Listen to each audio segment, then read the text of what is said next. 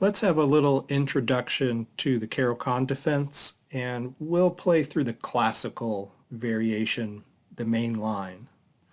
And the Caro-Kann starts with e4, c6. I like to think of the Caro-Kann as an improved version of the Scandinavian defense. Scandinavian is d5 here in this position, and the point is to attack white's center pawn right away. One of the drawbacks of the Scandinavian is white can exchange pawns, draw the queen out, and gain a tempo on it.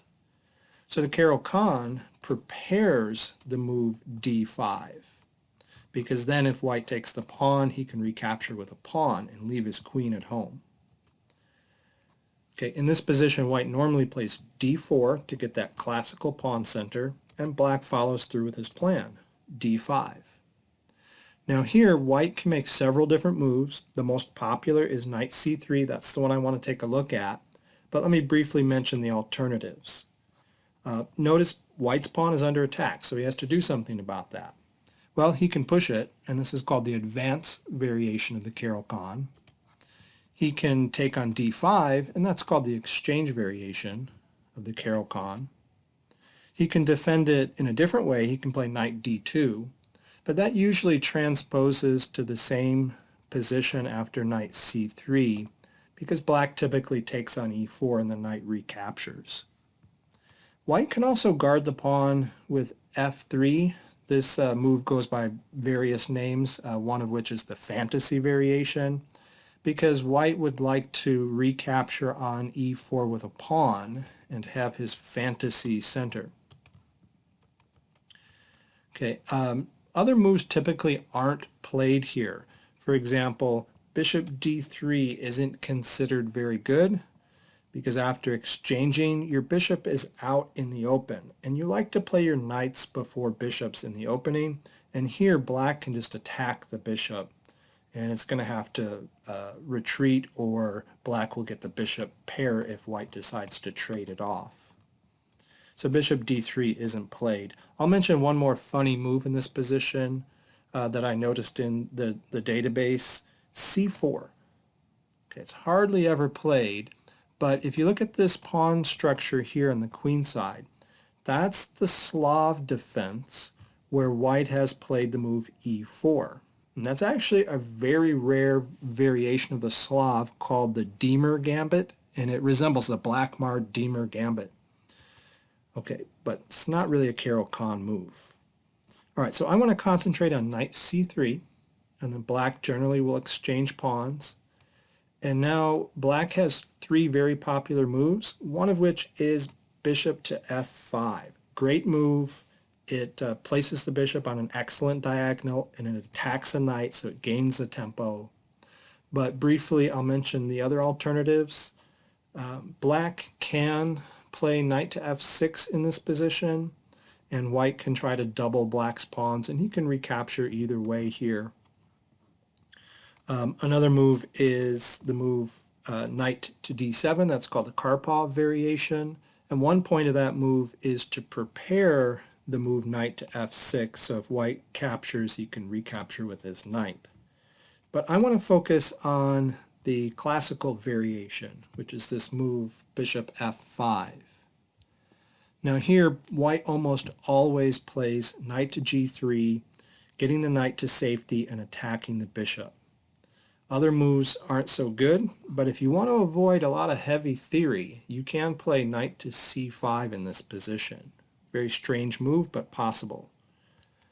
Okay, so we're going to move the knight back to g3 and attack the bishop. The bishop will retreat to g6 to hold its position along this strong diagonal.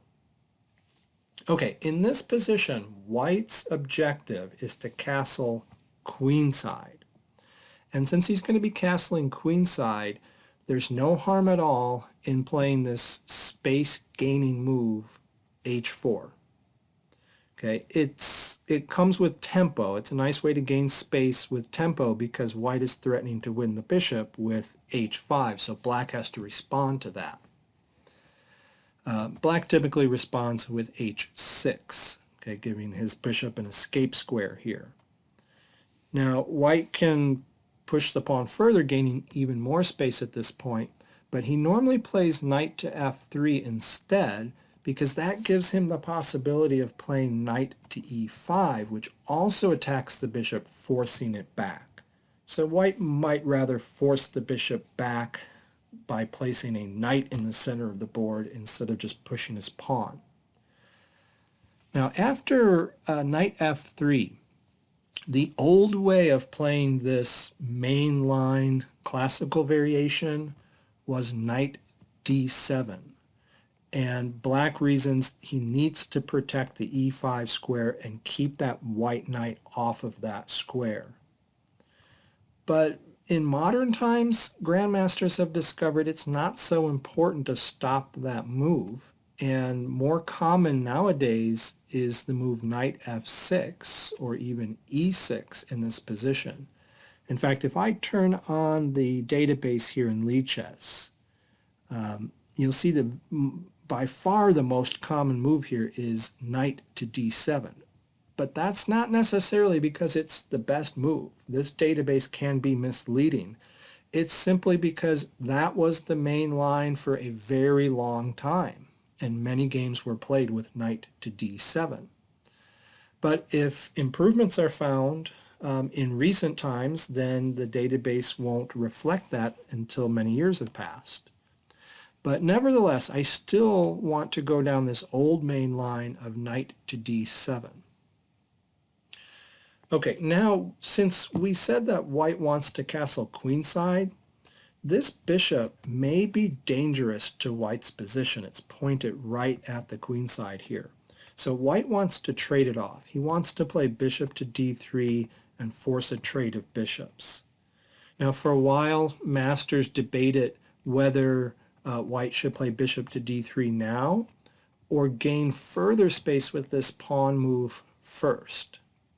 Now that pawn move is double-edged because on h5 the pawn can be weaker than it was on h4. It can be attacked more easily, maybe with a knight to f6 or even a queen to a5, for example.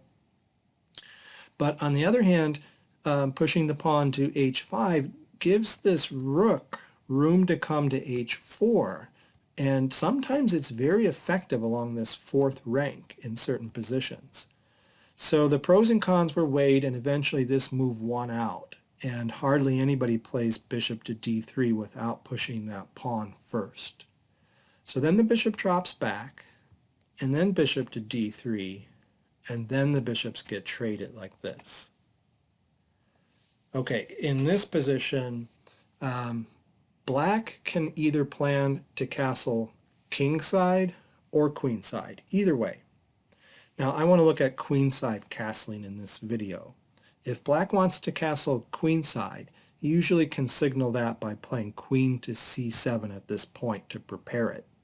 Queen to c7 also has the benefit of controlling f4, keeping black's bishop off of that square. So white will generally develop the bishop to d2 to get ready to castle queenside. And then black often makes a developing move or two before castling, like the move e6 in this position. I actually want to point out a funny transposition. Okay, instead of playing queen to c7, even if you want to castle queenside, you could play e6 here or knight to f6 first. If you play e6, you're giving white the opportunity to play bishop to f4. He didn't have that opportunity if you had played queen to c7. However, after bishop f4, black can play queen to a5 check, and it turns out that the best way to block this check or defend against this check is to move the bishop back to d2. Playing c3 instead allows black to keep the queen on a5, and it's very well posted there. After the bishop goes back to d2, then the queen drops back to c7, and we're back in the same position we would have been if black had just moved the queen to c7 in the first place, and then white moves the bishop to d2 in the first place, and black follows it up with the move e6. So that's what often happens, this little queen and bishop dance. Okay, so from this position after e6, white will castle queenside. Black will take the time to develop this knight to f6 usually, or you can castle queenside. And here, white very often plays the move knight to e4 to make this knight a little more active, putting it in the center of the board. But also another reason to move the knight to e4 is to release the g-pawn. White has a plan of playing the pawn to g3, which will support the bishop coming to f4 and attacking the queen and gaining control over that important diagonal, especially since black looks like he's poised to castle queenside. Okay, now black will follow through with castling queenside, and white pushes the g-pawn, as we said.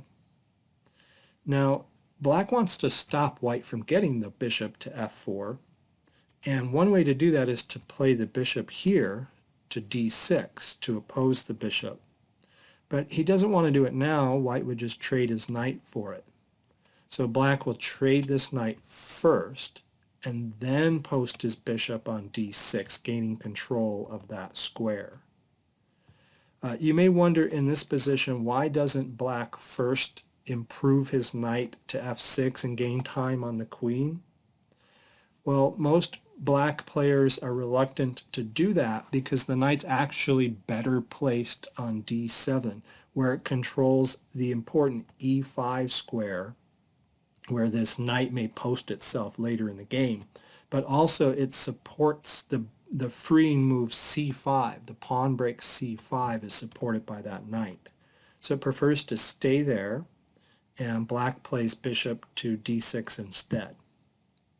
Now here white usually plays c4, gaining space. You've got this nice control of squares by these two pawns, and then black strikes at white's d4 pawn with c5. And now there's a couple equally popular moves here. White can protect d4 with bishop to c3, or sometimes white advances the d pawn to d5. But we've gone far enough into this main line of the classical variation, and this will serve as a good introduction to the Caro-Kann. So thanks for watching the video.